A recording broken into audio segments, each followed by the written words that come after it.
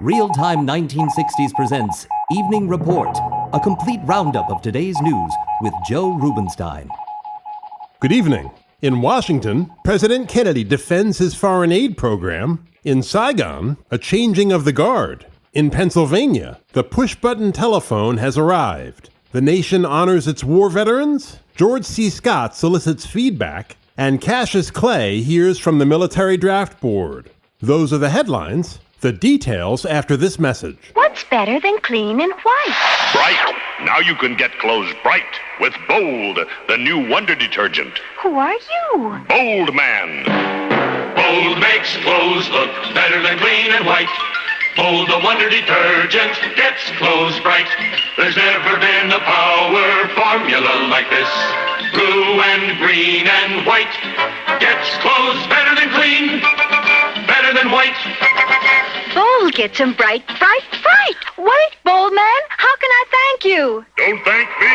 Thank Procter & Gamble for Bold. Bold, the wonder detergent, gets clothes bright.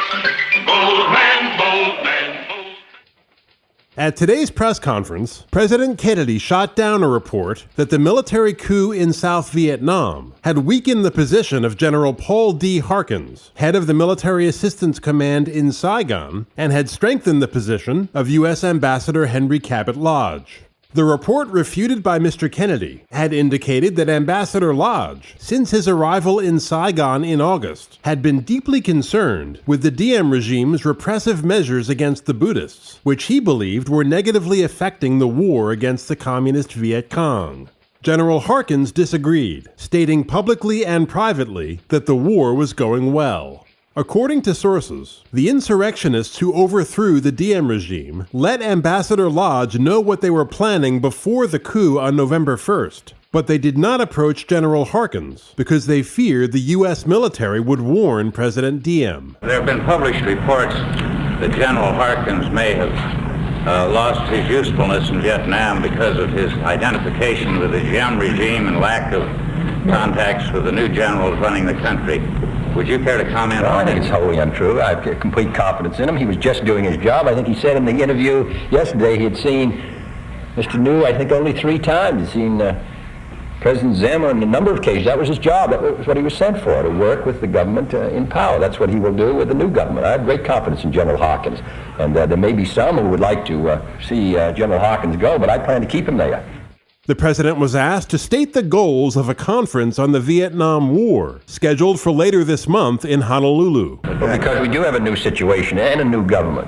We hope a increased effort in the war. The purpose of the meeting in Honolulu, which Ambassador Lodge will be there, General Harkins will be there, others, with Secretary McNamara, and then, as you know, later Ambassador Lodge will come here, is to attempt to assess the situation, what American policy should be, what our aid policy should be, how we can intensify the struggle, how we can bring Americans out of there. Now that is our object, to bring Americans home, to permit the South Vietnamese to maintain themselves as a free and independent country, and permit the democratic forces within the country to operate, which they can, of course, much more freely when the assault from the inside, and which is manipulated from the north, is ended. So the purpose of the meeting in Honolulu is how to pursue these objectives.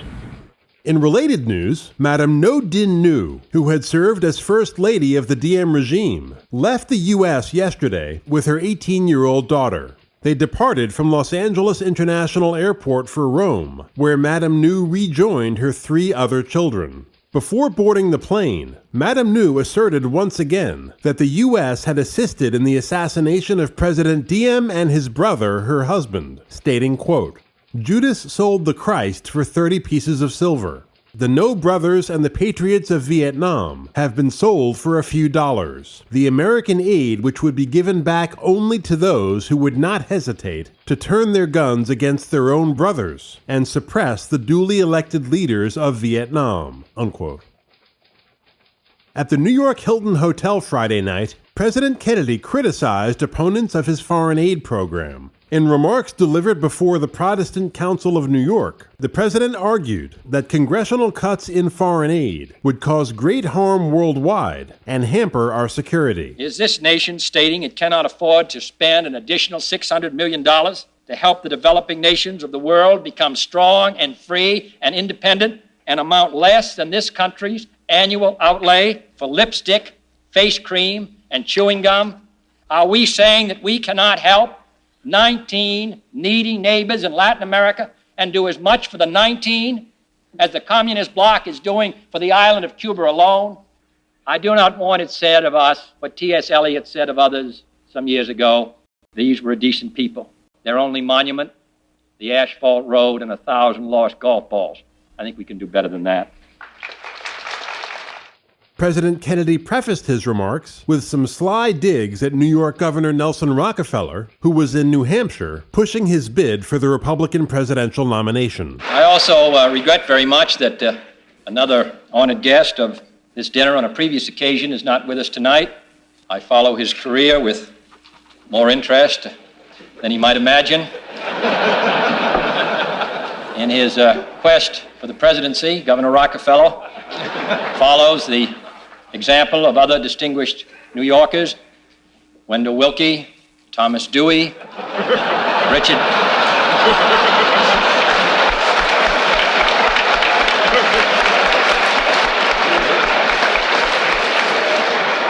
Nixon, and I wish him some margin of success. At today's press conference, the president spoke out once again on foreign aid. The Senate and the Congress have every right to decide how much money should be appropriated. That's their constitutional right. But on the other hand, the president bears particular responsibilities in the field of foreign policy.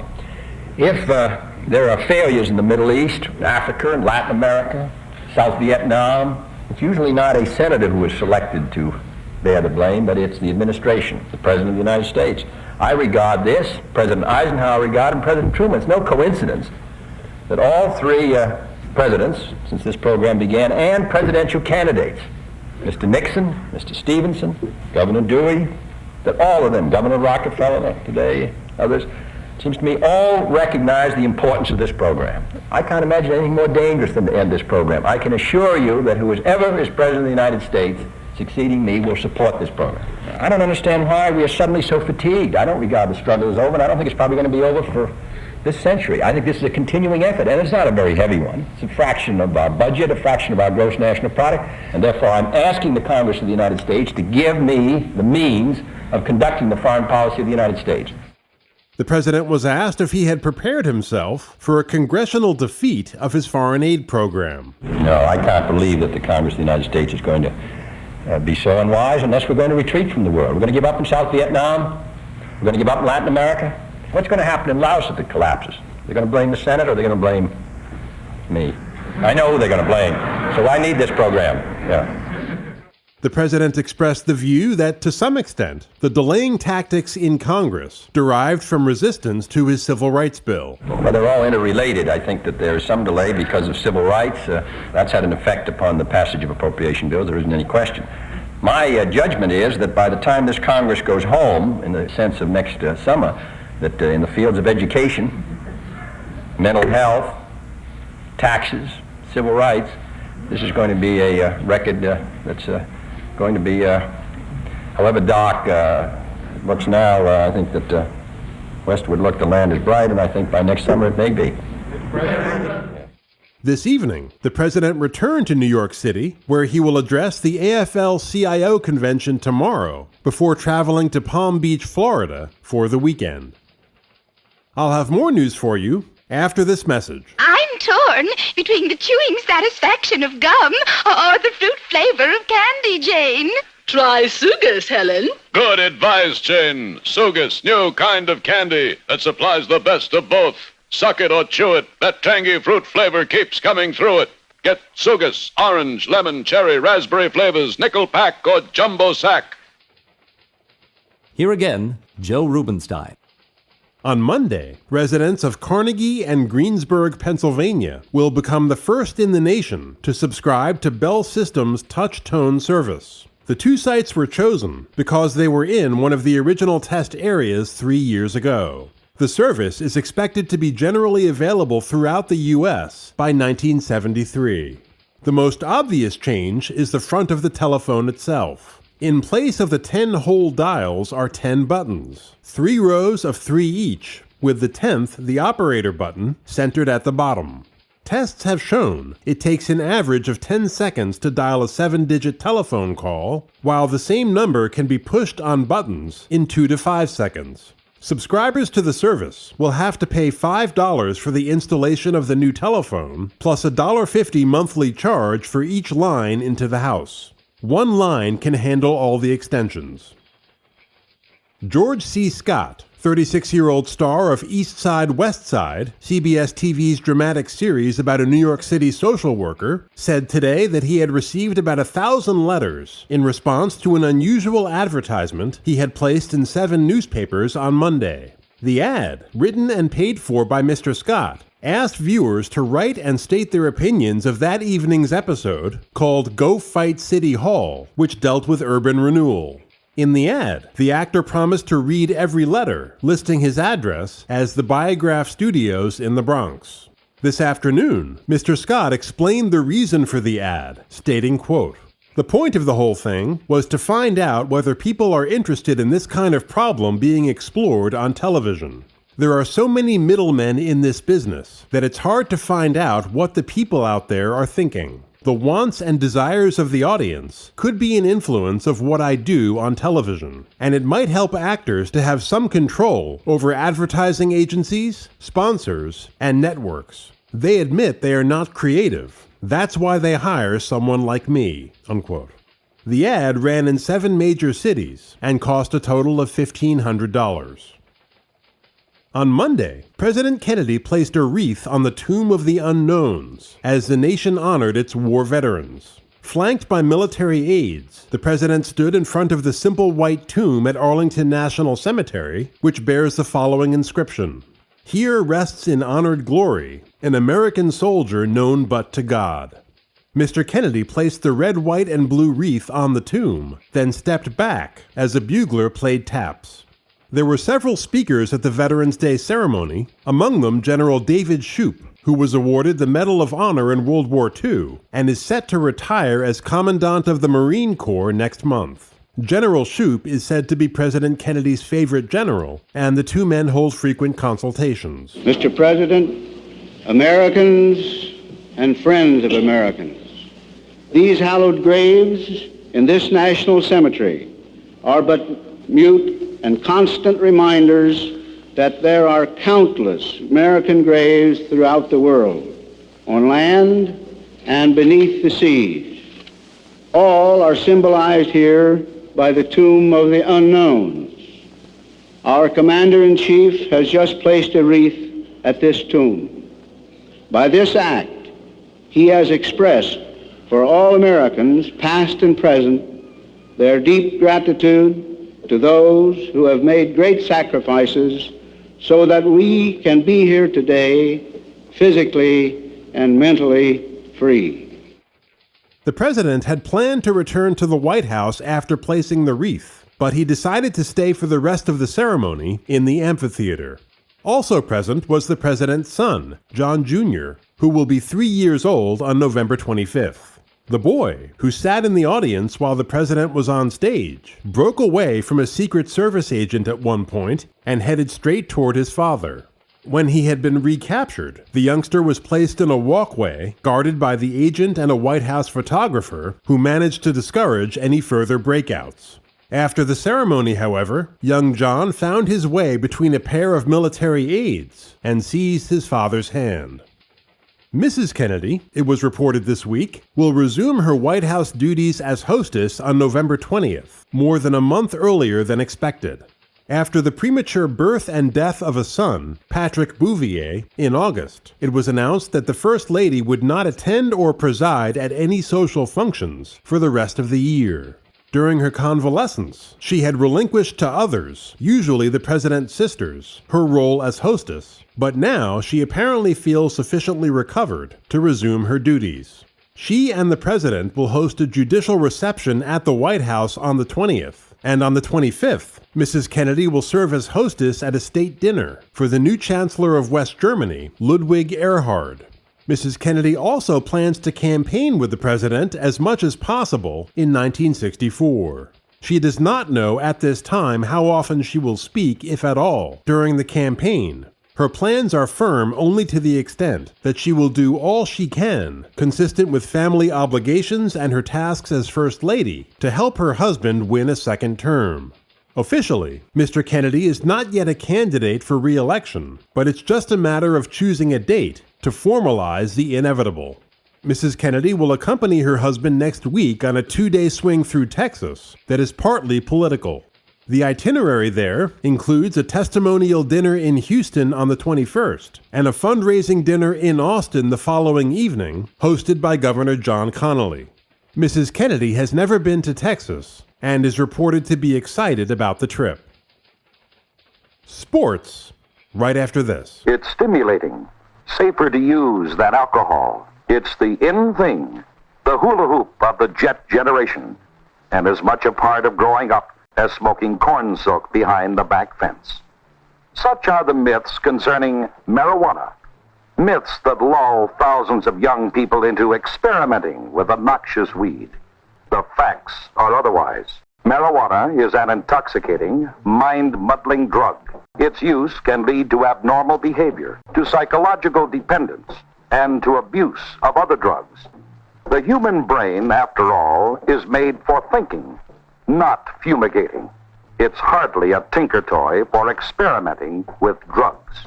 This has been a public service message of the American Medical Association and your local station.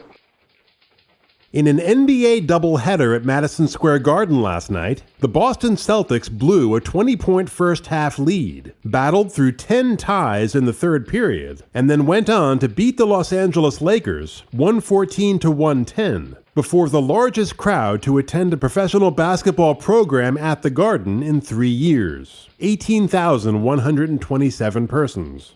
The last time so many turned out for NBA play at the Garden was November 11, 1960, for a doubleheader that included the debut of Oscar Robertson. After a slow start, the Lakers' Jerry West went on a tear. He wound up with 35 points, launched the Laker comeback, and almost stole the game in the closing moments. The Celtics, though, were able to make the big play that meant their 10th victory in 11 games. Sam Jones took a shot from the left corner. It was well short, but Tom Heinsohn went up and guided the ball in with a two-handed overhead motion with his back to the basket. West immediately scored again, but Jones dribbled the ball for most of the remaining 28 seconds, and Bill Russell, after grabbing a rebound, made the last point from the foul line with 1 second to play. In the nightcap, the Knicks edged the Hawks 106-102. And finally tonight, heavyweight Cassius Clay, who has already signed for a title fight with Sonny Liston in February, was ordered this week to report for a selective service physical examination 1 week from today. If he passes, Clay, who will turn 22 on January 17th, could be called into service late in December, but his backers say they will seek a 4 to 6 month deferment. Said Bill Faversham, spokesman for the group, quote, "We don't want Clay to have something he's not entitled to, but we feel this is an extenuating circumstance. If his entry into service were delayed a few months, it would give him his big opportunity," unquote. A draft board spokesman said a recent decree by President Kennedy, which exempts married men, has caused accelerated drafting of single men like Clay. Bob Nylon, the principal promoter of the Clay-Liston fight, said, quote, "We are confident that the U.S. government is too beneficent not to grant Clay a 4-month deferment so he can make the most of the greatest opportunity in his life to fight for the world heavyweight crown and the wealth that goes with it," unquote. Mr. Nylon, an Army veteran of World War II, added, quote, "If his country was in a crisis now, I'm sure Clay would go into the Army immediately, and we would urge him to. As it is, after the February fight, whether he wins or loses, he can be inducted," unquote. And that, for this evening, completes our look at the latest news on this Thursday, November 14th, 1963. Thank you for joining us, and have a great day tomorrow.